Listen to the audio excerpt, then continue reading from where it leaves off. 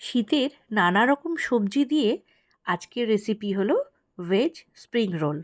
খেতে যেমন মজাদার, বানাতেও কিন্তু ভালো লাগবে। তো তার জন্য একটু ময়দা মেখে নিতে হবে। ময়দাটাকে একটু রিফাইন্ড অয়েল, একটু নুন, চিনি দিয়ে মেখে নিয়েছি। তারপর এখান থেকে লেচি কেটে রেখে দিলাম। এইবারে ভিতরের যে ফিলিংটা সেটা তৈরি করে নেব। তো ফ্রাই প্যানে দিলাম রিফাইন্ড অয়েল, একদম অল্প করে 1 চামচ দিলেই যথেষ্ট। একটু রসুন কুচি করে এর মধ্যে দিয়ে দিলাম। রসুনটা একটু ভাজা হয়ে গেলে তার মধ্যে দিয়ে দেব কুচি করে রাখা গাজর। যেহেতু বলেছি শীতের সবজি দিয়ে বানাবো, তাই সবজিগুলোকে কিন্তু একদমই বেশি ভাজবো না, তাহলে কিন্তু আমরা সবাই জানি যে সবজির পুষ্টিগুণটা নষ্ট হয়ে যায়। তো এবার একটু পেঁয়াজ দিয়ে দিলাম, তারপর একটু ক্যাপসিকাম দিলাম। কোনো সবজিকেই কিন্তু বেশিক্ষণ ভাজাভাজি করব না, জাস্ট একটু উল্টে পাল্টে নাড়াচাড়া করে তারপরে এর মধ্যে দিয়ে দিলাম বাঁধাকপি। বাঁধাকপিটা একটু বেশি পরিমাণেই দিলাম, খেতে কিন্তু বেশ ভালো লাগবে। তো বাঁধাকপিটা দিয়ে একটু নুন দিয়ে দেব, আর দেব একটু গোলমরিচের গুঁড়ো। কাঁচা লঙ্কাটা আপনার ঝাল টেস্ট অনুযায়ী দেবেন। একটু ঢাকা দিয়ে রেখে দেব, তাহলে কিন্তু খুব তাড়াতাড়ি সেদ্ধ হয়ে যাবে। কারণ আমাদের এখানে উদ্দেশ্য হলো সবজিগুলোকে নরম করা, ভাজা নয়। তো আমরা ভাজছি না, সেই জন্য ঢাকা দিয়ে দিয়ে দেখুন। এবারে 3 রকমের সস এখানে দিয়ে দিচ্ছি। Red chilli sauce, green chilli sauce, tomato ketchup, আর একটু দিলাম সয়া সস, সামান্য একটু, 1/2 চামচের মতো। তো এগুলো সব কিছু নাড়াচাড়া করেই, আর বেশিক্ষণ আমাদের লাগবে না, ফিলিংটা কিন্তু একদম রেডি, সেদ্ধ হয়ে গেছে আর রান্নাও হয়ে গেছে খুব সুন্দর করে। আর যেহেতু এর মধ্যে বিশেষ কিছু মশলা নেই, সুতরাং স্বাস্থ্যের পক্ষে কিন্তু একদমই ক্ষতিকারক হবে না, খেতেও বেশ ভালো লাগবে। এবারে এটাকে একটু ঠান্ডা করে নিতে হবে, না হলে কিন্তু হাত দিয়ে তৈরি করার সময় হাতে সমস্যা হতে পারে। তো সেই জন্য এটাকে একটু নাড়াচাড়া করে নিয়ে গ্যাসটা বন্ধ করে ঠান্ডা করে নেব। এবার একটা প্লেটের ওপরে একটু ময়দা ছড়িয়ে নেব, কারণ যে লেচিগুলো থেকে আমি রুটি তৈরি করেছি সেগুলোকে পরপর এর ওপরে সাজিয়ে রাখতে হবে। তো এই ময়দাটা দেওয়ার কারণ এটাই, যাতে একটার সাথে আর একটা রুটি আটকে না যায় বা লেগে না যায়। তো চেষ্টা করবেন রুটিগুলোকে খুব পাতলা করে বেলার, তাহলে কিন্তু ফ্রাই করার সময় তাড়াতাড়িও হয়ে যাবে আর খেতেও কিন্তু ভালো হবে। তো সেই জন্য বলছি রুটিগুলোকে যতটা সম্ভব একটু পাতলা করে বেলবেন, সেই জন্য লেচিগুলোকে একটু ছোট ছোট করলেই হবে। তো আমি এখানে প্রত্যেকটা রুটির মাঝখানে একটু করে ময়দা ডাস্ট করে একটার পর একটা রুটি আমি এখানে সাজিয়ে রাখছি। তাহলে আমি যখন রোলগুলোকে বানাবো খুব তাড়াতাড়ি কিন্তু এখান থেকে নিয়ে করা যাবে।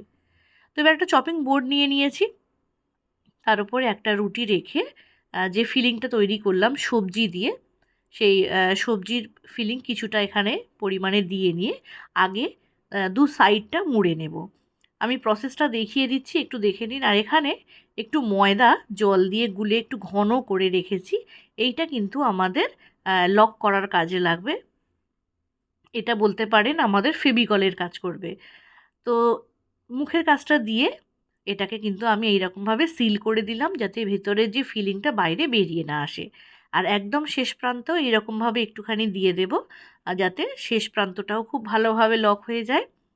তো দেখুন আমি একটা দেখিয়ে দিলাম, দুটো সাইডও ভালো মতো লক করা গেছে, আর পাশ দুটো তো আগেই মুড়ে নিয়েছি, সুতরাং ভিতরের যে ফিলিংটা সেটা বাইরে বেরোনোর কোনো সম্ভাবনা নেই। তো আরও একটা আমি আপনাদের সুবিধার জন্য দেখিয়ে দিচ্ছি, যাতে এই কাজটা করার সময় আপনাদের একদমই অসুবিধা না হয়। আর আমি যেহেতু দেখিয়ে দিচ্ছি এখানে সুন্দর করে, তো আশা করি আপনাদের এটা তৈরি করার সময় অসুবিধা হবে না। তো দেখতেই পাচ্ছেন আমি যে ময়দাটা গুলে রেখেছিলাম সেইটা প্রথমে এবং শেষের দিকে দিয়ে এইভাবে রুটিগুলোকে লক করে দিচ্ছি, যাতে ভাজার সময় ভিতরের ফিলিংটা বেরিয়ে না যায়। তো এইভাবে বাদবাকিগুলোও আমি করে নিচ্ছি। তো দেখুন এখানে আমার সবকটা তৈরি করা হয়ে গেছে। তো এটাকে এরমভাবে রেখে দিয়েছি। এবারে এটাকে ডিপ ফ্রাই করতে হবে। তো তার জন্য আমি একটা কড়াইতে রিফাইন্ড অয়েল একটু বেশি পরিমাণেই দিয়েছি, যেহেতু ডিপ ফ্রাই করব। তো এবারে তেল গরম করে নিয়ে প্রথমে হাই ফ্লেমে তেলটাকে গরম করে নিতে হবে, তারপরে ফ্লেমটাকে লো করে দিতে হবে।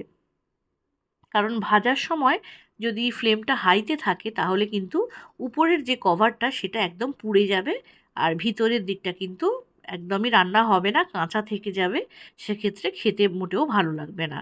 তো সেই জন্য তেলটাকে গরম করেই ফ্লেমটাকে কমিয়ে দিতে হবে, আর লো ফ্লেমে এটাকে কিন্তু একটু সময় ধরে, লো ফ্লেমে এটা 5-6 মিনিট সময় লাগে এইরকমভাবে ভেজে নেব। তবে এটাকে আমি দুবার করে ফ্রাই করব, কারণ ফ্রাই যে কোনো আইটেম আমি যদি দুবার করে ফ্রাই করি তাহলে কিন্তু এটা খুব ক্রিস্পি হয়, খেতে ভালো লাগে। আশা করি আপনারা এটা জানেন।